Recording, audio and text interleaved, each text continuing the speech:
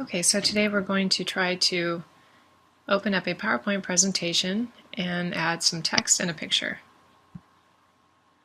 So I've selected the PowerPoint icon on the taskbar. Select the layout for our PowerPoint. And then our desktop is populated with the first slide, so we'll go ahead and click Add Title and put our text in.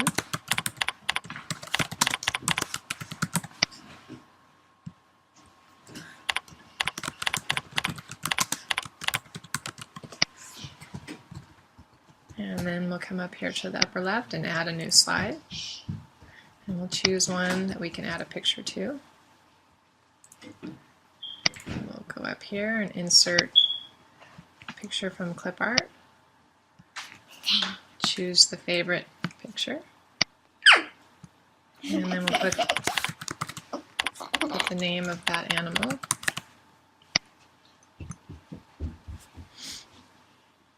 And then we'll close the clip art and we'll select Play the Show from the start. And there we have it. Title page, an additional slide with picture and my favorite animal.